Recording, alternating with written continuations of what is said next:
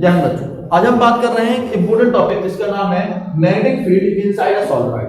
जब पता है सोलेनॉइड कहते किसे हैं? सोलेनॉइड क्या है? अ टाइटली पैक्ड हेलिक्स, ठीक है ना, अ टाइटली पैक्ड हेलिक्स जिसमें कि करंट फ्लो हो रहा है, उसे हम क्या बोलेंगे? सोलेनॉइड। एक समझ में आ गया था ना? इसको हम बोलते हैं हेलिक्स। यदि आपकी बात करूं एक सिंपल सी, तो आपके पेन है उसकी स्प्रिंग भी क्या है? एक हेलिक्सिकल शेप है। ठीक है, शुरुआत करते हैं। यानी कि मेरे पास एक टाइटली पैक्ड हेलिक्स है, हेलिकल शेप में है और उसका नाम है सोलेनॉइड। मैंने एक सोलेनॉइड बना लिया। अब बात करते हैं सर सोलेनॉइड में करंट कैसे फ्लो हो रहा है? तो मैंने करंट के फ्लो को डायरेक्शन में शुरू कर दिया, यानी कि आई नाम का करंट फ्लो हो रहा है। अब थोड़ा समझना, इसमें क्या क्या आपको लिखने हैं कंडीशन, इसमें कुछ अजम्पशंस है वो आपको लिखने हैं। जैसे कि पहला अजम्पशन आपको नोट करना होता है। क्या नोट करना पड़ता है? और वो होता है first, the constant current I through the solenoid. मैं रिपीट कर रहा हूं, the constant current I flow the solenoid. First assumption समझ में आ गया, यानी कि आई क्या है? कांस्टेंट है। आई क्या है? कांस्टेंट है। नेक्स्ट अजम्पशन, आई कांस्टेंट है। सेकंड अजम्पशन है अपने पास, और वो क्या है? Magnetic field inside the solenoid. Magnetic field inside the solenoid. और समझना इसमें आपको, यदि सोलेनॉइड ये है, या आपके पास सोलेनॉइड का सर्किल है, हमने हाथ को उंगलियों को रखा करंट के डायरेक्शन में, तो उंगलियों से अंगूठा किधर डायरेक्शन शो कर रहा है? इस डायरेक्शन में। तो मैग्नेटिक फील्ड का डायरेक्शन क्या होगा? मैं इसको रफ कर दूंगा फिलहाल आपको समझाने के बाद। यानी कि ये जो मैं 3 लाइनें बना रहा हूं, ये किसको शो कर रही हैं? मैग्नेटिक फील्ड के डायरेक्शन को। ठीक है ना? चलो भाई, तो आपने लिखा magnetic field inside the solenoid is bounded. Solenoid के अंदर मैग्नेटिक फील्ड क्या है? बंधी हुई है, अंदर है। ठीक है ना? तो magnetic field inside the solenoid is bounded. Done. चलो भाई, third assumption third vehicle. Third assumption, capital N is a total number of turns in solenoid। ठीक है, कैपिटल N क्या है? Capital N is a total number of turns in solenoid। then small l, मैं यहां पे small l ले रहा हूं। Small l is a length of solenoid। Small l is length of solenoid। Small l is length of solenoid। ठीक है ना? Small l क्या है? आपकी सोलेनॉइड की लेंथ है। अब यदि मैं बात करूं, एक नया डिनोमिनेशन दो स्मॉल l, तो स्मॉल n क्या होगा? Capital N upon L। Capital N upon L, यानी क्या समझ में आया? स्मॉल n क्या है? Number of turn per unit length. Next डालो, small n is a number of turn per unit length in a solenoid.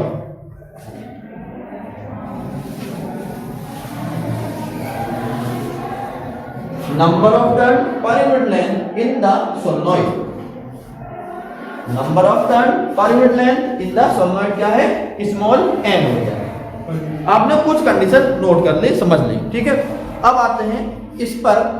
अपने एम्पियर सर्किटल लॉ को लगाने से पहले हमें क्या करना पड़ेगा? एक लूप लेना पड़ेगा। तो हम सोच रहे हैं कि इसके मिड में, जहां पर सोलेनॉइड है उसके मिड में एक हम एम्पीरियन लूप ले लेते हैं। तो लेट आप लिखेंगे इसमें, we consider P Q R S। We consider P Q R S Amperian loop. We consider P Q R S Amperian loop. P Q R S Amperian loop. Done. और यहां से इस P Q की length है capital L। ठीक है ना? P से Q तक की दूरी कितनी है? Capital L। यहां तक आपने बात समझ में आ गई।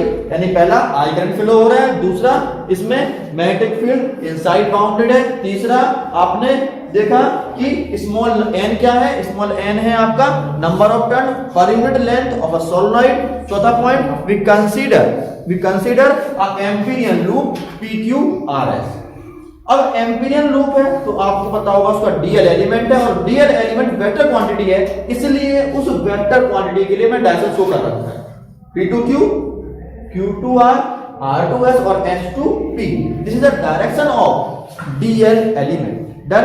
चलिए इतनी बात समझ में आ गई।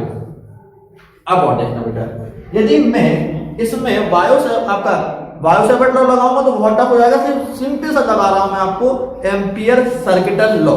और एम्पियर सर्किटल लॉ आप जानते हो, line integration of entire surface area कितना है, PQRS। अकेला पूरी करने का रहा हूं, मैं यहां से यहां तक के पूरी की बात कर रहा हूं, तो इसलिए मैं लिख रहा हूं entire surface area PQRS B dot DL equal to mu naught times of I, mu naught times of I। ठीक है ना। I क्या था सर, I था current passing through that wire और लूप, और म्यू नॉट क्या है, परमियाबिलिटी ऑफ मीडियम। ठीक है। अब आते हैं कुछ और आगे समझाने के लिए। मैं इस B डॉट DL PQRS के 4 पार्ट कर देता हूं। 4 पार्ट क्यों सर, ये 2, 3 और 4, और इनका सम कर दूंगा क्योंकि इंटीग्रेशन का मतलब होता है सम होता है। ठीक है ना। तो मैं क्या कर रहा हूं, तो मैं इसको लेके, इस वाले पार्ट को लेके उसको सॉल्व करूंगा, देन आफ्टर मैं इसमें कुछ सॉल्व करूंगा और फिर उसको फाइनल निकालूंगा। तो PQRS को पहले सॉल्व कर लेते हैं। तो देखना बेटा, इस वाले पार्ट को मैं क्या कर रहा हूं, यहां पर मैं सॉल्व कर रहा हूं। देखना, line integration of PQRS B dot DL equal to क्या होगा, इक्वल टू सबसे पहले मैं कर रहा हूं integration of P2Q B dot DL plus integration of Q2R B dot DL plus integration of R2S B dot DL plus integration of S2P, और इसके लिए क्या लिखना पड़ेगा, B डॉट DL। इतनी बात समझ में आ गई हमारे पास। अब डॉट की बात करें, डॉट का मतलब cos थीटा होता है। यहां देखो बेटा, मैग्नेटिक फील्ड का डायरेक्शन इस तरफ ही है और अपने लेंथ एलिमेंट का डायरेक्शन भी किस तरफ है, इसी तरफ है। तो टोटल कितना हुआ, B cos थीटा दोनों सेम डायरेक्शन में है, तो एंगल कितना बना 0 डिग्री, और cos 0 की वैल्यू कितनी होती है 1। ठीक है ना। तो यानी कि सर इसकी वैल्यू BDL क्या हो जाएगा, देखो मैं लिख रहा हूं, इसकी वैल्यू आएगी B और DL की लंबाई कितनी है मेरे पास, कैपिटल L है, तो मैंने BL कर दी प्लस। अब दोबारा देखना होगा, इसी चीज को देखना, मैग्नेटिक फील्ड का डायरेक्शन इस तरफ है और अपना एलिमेंट किधर है, लेंथ एलिमेंट ऊपर की तरफ है। कितने डिग्री का एंगल बनेगा, 90 डिग्री का, और यहां पर B डॉट DL यानी कि cos 90 की वैल्यू 0 होती है, तो फिर सेकंड पार्ट अपना 0 हो गया। अब आता थर्ड पार्ट, इस पर बेटा मैं अजम्पशन लिखा चुका हूं, मैग्नेटिक फील्ड कहां पर है सर, सोलेनॉइड के अंदर बाउंडेड है, तो बाहर तो मैग्नेटिक फील्ड है ही नहीं, तो B 0 है, तो थर्ड वाला पार्ट भी अपना 0 हो गया। और फोर्थ पार्ट आपको देखो, मैग्नेटिक फील्ड डायरेक्शन इधर को और लेंथ एलिमेंट J, फिर 90 डिग्री का एंगल बन गया, cos 90 की वैल्यू 0 होती है, तो लास्ट भी 0 होगा। यानी कि आपको क्या निकला, line integration of entire PQRS B dot DL equal to B into capital M हमारे पास निकल आया। यदि मैं इसको लिख लूं, line integration of entire surface area PQRS B dot DL equal to BL equation number 1 बना दी मैंने। ठीक है, जो तो हमारे पास बन गई इक्वेशन नंबर 1। अब थोड़ा और सोचो, इस लूप में से करंट फ्लो हो रहा है I, ठीक है ना, एक लूप में से करंट कितना फ्लो हो रहा है I। यदि ऐसे और लूप पास लगे हुए हैं तो उसमें करंट बढ़ेगा, क्योंकि सर एक लूप का करंट दिखा रहा था, वहां तो कई लूप है, सबका भी क्या है कम्युलेटेड मैग्नेटिक फील्ड बनेगी, तो क्या होगा sir n number of loop की बात कर रहे हो तो कितने लूप हैं बेटा आपने पढ़ाया बेबी मैंने बताया था स्मॉल n क्या थे स्मॉल n थे number of turn per unit length एक यूनिट लेंथ पर नंबर ऑफ टर्न कितने थे स्मॉल n थे तो इतनी n में कितनी नंबर ऑफ टर्न हो जाएंगे सर नंबर ऑफ टर्न हो जाएंगे small n into capital N बात समझ में आ गई है और यदि मैं बात करूं कि सारे टर्न में करंट कितना हो जाएगा तो क्या होगा small n into capital N into I done तो मैं ये बात करूं टोटल करंट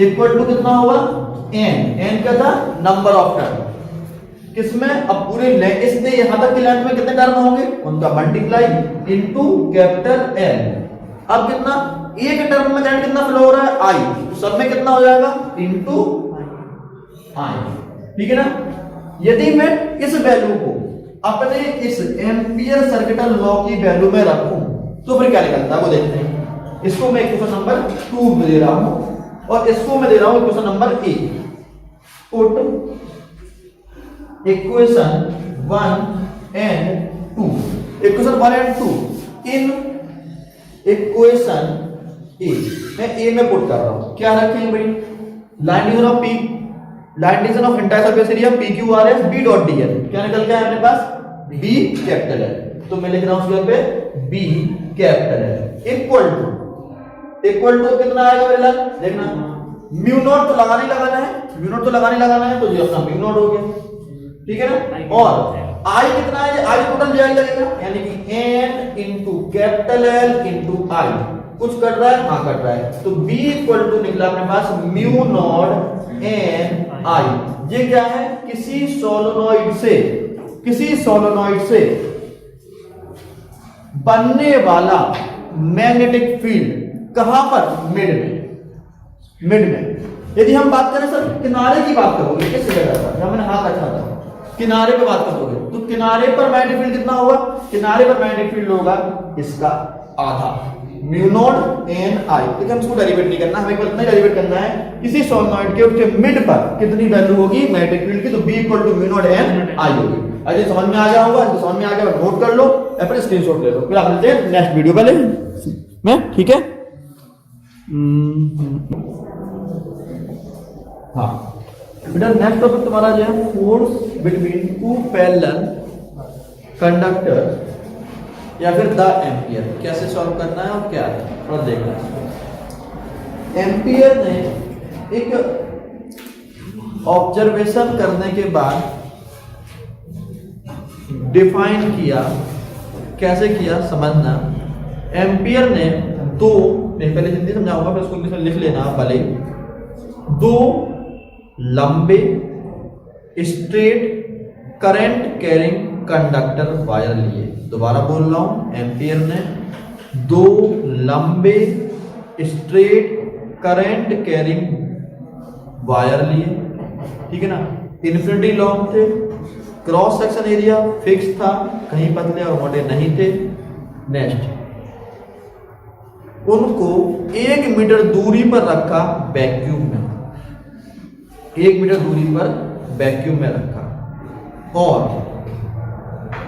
और उनमें करंट को फ्लो कराया दोबारा बोल रहा हूं 2 straight current carrying conductor placed in a vacuum 1 metre distance apart 1 metre distance पर फिर क्या हुआ उन दोनों वायर में करंट को फ्लो कराया इक्वल ठीक है ना क्या हुआ इन दोनों वायर पर करंट का डायरेक्शन सेम रखा तो इन दोनों वायर पर एक फोर्स लग रहा था अट्रैक्शन का ठीक है ना क्या लग रहा है अट्रैक्शन का फोर्स लग रहा था और वो अट्रैक्शन का फोर्स यदि 2 × 10⁻⁻7 न्यूटन पर मीटर है दोबारा बोल रहा हूं 2 × 10⁻⁻7 न्यूटन पर मीटर यानी कि 1 मीटर लेंथ पर इन दो वायरों का अट्रैक्शन फोर्स कितना था 2 × 10⁻⁻7 न्यूटन पर मीटर देन कंक्लूड होके निकला कि इन दोनों वायरों में 1 एम्पियर करंट फ्लो हो रहा था अब मैं अदर वर्ड बता रहा हूं,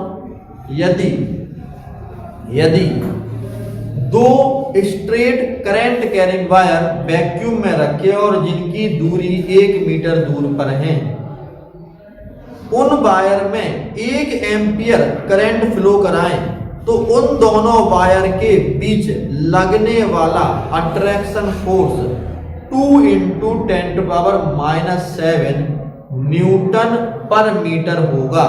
इसे क्या कहते हैं? ये वैल्यू एम्पियर ने निकाली थी, इसलिए इसको हम द एम्पियर बोलते हैं। मैं रिपीट कर रहा हूं, when the two wire placed in a vacuum, the length of wire is infinity. If the distance between the wire is 1 meter apart and the force of attraction is 2 × 10⁻⁷ Newton per meter, then we say the current flowing the wire is 1 ampere. Done. और यही आपकी 1 ampere की definition है, ठीक है ना। यदि 1 ampere की डेफिनेशन निकली कहां से, तो उसके लिए एक फॉर्मूला होता है F =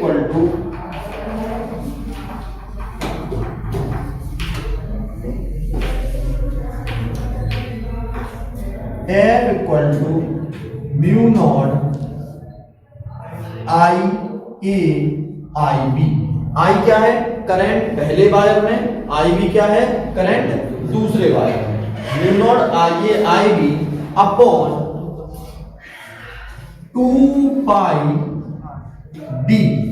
2πd, और d क्या है? डिस्टेंस, ठीक है ना, इनटू L। अब इस L को मैं इसके अपॉन में लाऊं तो क्या होगा? F/L = μ0 IAIB upon 2πd। अब थोड़ा देखना बेटा, μ0 की वैल्यू होती है कितनी? मैं लिख रहा हूं μ0 की वैल्यू, μ0 = 4π × 10⁻⁷, ठीक है ना, कितनी? टेस्ला मीटर, ठीक है ना। और दूसरी बात करो, मैं वैल्यू पुट कर, आपको वैल्यू पुट करना और वैल्यू निकालना। मैं यहां लिख देता हूं, μ0 की वैल्यू है 4π × 10⁻⁷। I की वैल्यू मैंने IA1 रखा, IB की वैल्यू 1 रखी, और D की वैल्यू भी मैंने 1 रखी। तो क्या देखोगे आप, 2π से कटा 2 टाइम्स, ठीक है ना। ये 1 कितना हुआ? ऊपर आपको बचेगा कितना? 4π × 10⁻⁷ × 1 अपॉन 2π × 1। इससे ये कट गया 2 टाइम्स, और ये 1 से आपको पता ही कुछ जरूरत नहीं वैल्यू करने की। तो कितना हुआ? 2 × 10⁻⁷। कितना फोर्स लग रहा है पर यूनिट?